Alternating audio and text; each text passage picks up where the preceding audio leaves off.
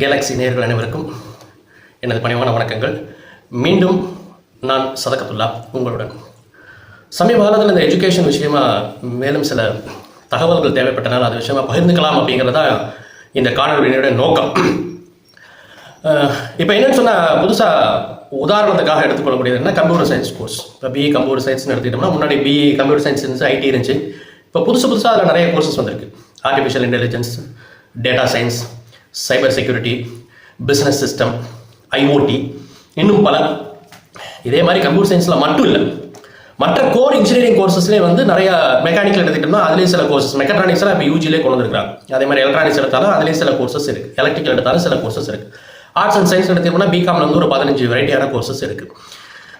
Zoology எடுத்துக்கிட்டோம்னா zoology with biotechnology அப்படின்னு ஒரு புதுசாக ஒரு கோர்ஸ் வந்துருக்கு. இந்த மாதிரி எல்லா கோர் கோர்சஸ்லையுமே வந்து கொஞ்சம் கொஞ்சம் வித்தியாசப்படக்கூடிய சின்ன சின்ன டீவியேஷனோட நிறைய கோர்சஸ் வந்து புதுசாக அறிமுகப்படுத்துகிறாங்க.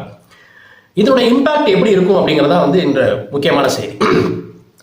இப்போ நம்ம தமிழ்நாட்டை பொறுத்த வரைக்கும் நம்ம ஒரு புதுசாக ஒரு கோர்ஸ் டிசைன் பண்ணோம்னா அந்த கோர்ஸ் டிசைன் பண்ணக்கூடிய அகடமிஷியன்ஸ், அந்த board of studies, academic council எல்லாருமே என்ன செய்வாங்கன்னா, இந்த கோர்ஸ் வந்து எதுக்கு ஈக்குவலன்சி, இது எதுக்கு ஈக்குவல், நாளைக்கு இதனால் என்னென்ன பிரச்சனைகள் வரும், என்ன ஒரு கவர்மெண்ட் எக்ஸாம் எழுத போகிறாங்கன்னா இந்த டிகிரி தான் எலிஜிபிள்னு கேட்கும்போது இந்த டிகிரி எடுத்துக்கொள்வாங்களா, பயோடெக்னாலஜி தான் எலிஜிபிள்னா ஜுவாலஜி வித் பயோடெக்னாலஜி எடுத்துப்பாங்களா, கம்ப்யூட்டர் சயின்ஸ் மட்டும் தான் எலிஜிபிள் அப்படிங்கும்போது ஐஓடி எடுத்துப்பாங்களா, ஆர்டிஃபிஷியல் இன்டெலிஜென்ஸ் எடுத்துப்பாங்களா அப்படிங்கிற கேள்விகள் வரும்.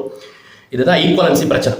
இந்த ஈக்குவலன்சி பிரச்சனைகளுக்கு தகுந்த மாதிரி தான் என்ன செய்கிறாங்கன்னா, இப்போ புதுசாக வரக்கூடிய அந்த புதிய கோர்ஸ், ஒரு கோர்ஸ்லேருந்து டீவியேட் ஆகி வரக்கூடிய எல்லா கோர்ஸுக்குமே வந்து கரிக்குலம் சிலபஸ் செட் பண்ணி கொடுப்பாங்க. ஏன்னா நாளைக்கு வந்து படித்து முடிச்சுட்டு வரக்கூடிய இளைஞர்களுக்கு வேலை தேடக்கூடிய சந்தர்ப்பத்தில் எந்த விதமான சிரமம் ஏற்படக்கூடாது என்பதற்காக வேண்டி அவங்க கவர்மெண்ட் எக்ஸாம் போனாலும் சரி, டீச்சிங் ப்ரொஃபஷனில் போனாலும் சரி, அகடமிக்கில் இருந்தாலும் சரி, இல்லை வேறு ப்ரைவேட் எக்ஸாம் போனாலும் அந்த ஈக்குவலன்ஸில் பிரச்சனை வரக்கூடாது அப்படிங்கிறனால. ஸோ அந்த கோர் கோர்ஸ்லேருந்து டீவியேட் ஆகி புது கோர்ஸ் வரும்போது அந்த கரிக்குலம் சிலபஸ் பார்த்தீங்கன்னா ஒரு 75-80% காமனாக இருக்கும், ஒரு 20% தான் டிஃபரன்ஸ் இருக்கும். அதனால் இன்றைக்கி என்ன சொல்கிறாங்கன்னா, நீ இது படித்தாலும் ஒன்று தான், அது படித்தாலும் ஒன்று தான். கம்ப்யூட்டர் சயின்ஸில் நீ எந்த கோர்ஸ் எடுத்தாலும் எல்லாமே ஒன்று தான். அதே போல் வந்து நீ இதில் பிகாம் படிக்கும்போது நீ எந்த கோர்ஸ் எடுத்தாலும் அதுவும் வந்து ஒன்று தான் அப்படிங்கக்கூடிய ஒரு புதிய சொல்லாடல் இருக்குது. ஆனால் இது சரியா அப்படின்னு பார்த்தோம்னா, இந்த ஈக்குவலன்சி பிரச்சனை வந்து தமிழ்நாட்டுக்குள்ளே சரி செய்யப்பட்டிருக்கு. நமக்கு எங்கே போனாலும் எந்த பிரச்சனையும் வராது. ஆனால் அதை தாண்டி நம்ம வந்து வெளி மாநிலங்களுக்கு படிக்க போகிறோம், அல்லது வெளிநாடுகளுக்கு ஹையர் ஸ்டடீஸ்க்காக போகிறோம், இல்லை வேலைக்காக போகிறோம், அல்லது என்ன வேற ஏதாவது ஒரு தேவைக்காக வேண்டி வெளிநாடுகளுக்கு பயணம் செய்ய வேண்டிய சூழ்நிலை ஏற்படுது, இல்லை வேற ஏதாவது ஒரு பெரிய கார்பரேட் கம்பெனிக்கு போகிறோம் அப்படிங்கும்போது இந்த ஈக்குவலன்சி பிரச்சனை வருமா வராதா அப்படிங்கிறத தெளிவாக உறுதி செய்து கொள்ளுங்க. ஒரு உதாரணத்துக்கு என்னன்னா, இப்போ நான் மேத்தமெட்டிக்ஸ் படிச்சிருக்கேன், BSc mathematics, MSc mathematics, BSc mathematics. எனக்கு வந்து அகடமிஷியனாக இருக்கிறனால எனக்கு கேட்கும்போது என்ன செய்வாங்கன்னா, எல்லாம் ஒரே ஸ்ட்ரீமில் இருக்கா அப்படின்னு சொல்லி கேட்பாங்க. அப்போ எனக்கு எந்த பிரச்சனையும் வரல வேலையில் பார்க்கும்போது. இப்போ BSc mathematics with computer application சொல்லி ஒரு கோர்ஸ் இருக்குது. இந்த கோர்ஸ் படித்தோம்னா எம்எஸ்சி கம்ப்யூட்டர் சயின்ஸும் படிக்கலாம், எம்சிஏவும் படிக்கலாம், எலிஜிபிலிட்டி இருக்குது, எம்எஸ்சி மேத்தமெட்டிக்ஸும் படிக்கலாம், ஸ்டாட்டிஸ்டிக்ஸும் படிக்கலாம். இப்படி இதை படிச்சுட்டு நான் பிஹெச்டி போகும்போது எனக்கு ஸ்ட்ரீம் லைனில் என்ன பிரச்சனை வரும்னா, இதே தான். என்ன எல்லாம் ஒரே ஸ்ட்ரீமில் இருக்கா, இல்லை அந்த ஈக்குவலன்சி பிரச்சனை இருக்கா, நான் நாளைக்கு வேலை தேடும்போது எந்த ஸ்ட்ரீமில் வேலை தேடுறது, எதுக்கு அது வந்து ஒத்துக்குவாங்க ஒத்துக்க மாட்டாங்க அப்படிங்கக்கூடிய சிக்கல் வருது. அது எல்லா இடங்களையுமே வருது. நான் ஹையர் ஸ்டடீஸுக்கு போகிறேன் அப்படின்னு சொன்னால் ஃபாரின் கண்ட்ரியில் இதே தான் கேட்பாங்க. உங்களுக்கு பேசிக் குவாலிஃபிகேஷன் 3 டிகிரி தான் உங்கள் கண்ட்ரிலேருந்து அப்ரூவ் ஆயிருக்கு, நீங்கள் கொண்டு வரக்கூடிய புது டிகிரி வந்து அப்ரூவல் இல்லை, நீங்கள் அப்ரூவல் வாங்கிட்டு வாங்கன்னு சொல்லுவாங்க. அப்போ நம்ம தான் ஈக்குவலன்சி வாங்குறதுக்காக இந்த சிலபஸ் அந்த சிலபஸ் எல்லாத்தையும் தூக்கிட்டு போய் யூனிவர்சிட்டியில் போய் ஈக்குவலன்சி சர்டிஃபிகேட் வாங்கி அங்கே சப்மிட் பண்ணி மினிஸ்ட்ரியில் அப்ரூவல் வாங்கி எல்லா வேலையும் பார்க்கணும். இது ஹையர் ஸ்டடீஸுக்கு போனாலும் சரி, வேலைக்கு போனாலும் சரி, வெளிநாடுகளுக்காக இருந்தாலும் சரி, பெரிய கார்பரேட் கம்பெனிகளுக்காக இருந்தாலும் சரி, இந்த ஈக்குவலன்சி சிக்கல் பிற்காலங்களில் வரலாம்.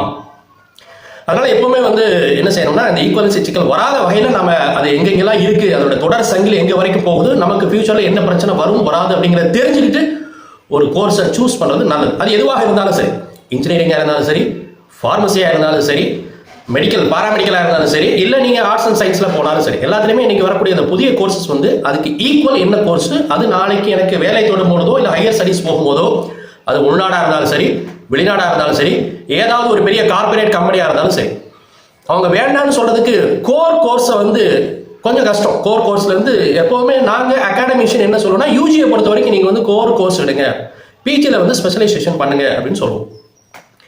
ஸோ ஸ்பெஷலைசேஷன் பண்ணிவிட்டு அவங்க நாளைக்கு வேலைக்கோ ஹையர் ஸ்டடீஸோ போகும்போது என்ன செய்வாங்கன்னா, அந்த ஈக்குவலன்சி பிரச்சனையில் வந்து கோர் கோர்ஸ் வந்து ரிஜெக்ட் பண்ணக்கூடிய ப்ராபபிலிட்டி ரொம்ப கம்மி. ஆனால் அந்த புதிய டீவியேட்டடான கோர்ஸ்களை ரிஜெக்ட் பண்ணக்கூடிய ப்ராபபிலிட்டி வந்து அதிகம். ஒருத்தர் நம்மளை வேண்டாம்னு சொல்லணும்னா அதுக்கு ஏதாவது ஒரு காரணம் வர்றது தேவை. அது ஒரு எளிதான காரணமாக இது அமைந்துவிடக் கூடாது அப்படிங்கிறது. அதனால மாணவர்கள் இப்போ அட்மிஷன் டைம் அப்படிங்கிறனால நீங்கள் ஒரு கோர்ஸ் செலக்ட் பண்ணும்போது அதனுடைய தொடர்ச்சி, நீங்கள் இப்போ ஜாயின் பண்ணும்போதே நான் ஏதாச்சும் ஒரு கோர்ஸ் இங்கே படிக்க போகிறேன், தமிழ்நாட்டுக்குள்ள தான் வேலை பார்க்க போகிறேன், எனக்கு எதை பற்றியும் கவலை இல்லை அப்படின்னா நீங்கள் என்ன வேணாலும் செய்யலாம்.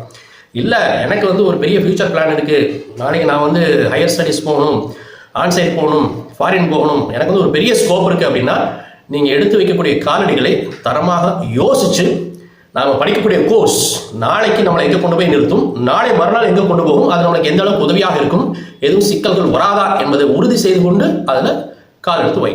மீண்டும் சந்திப்போம். நன்றி, வணக்கம்.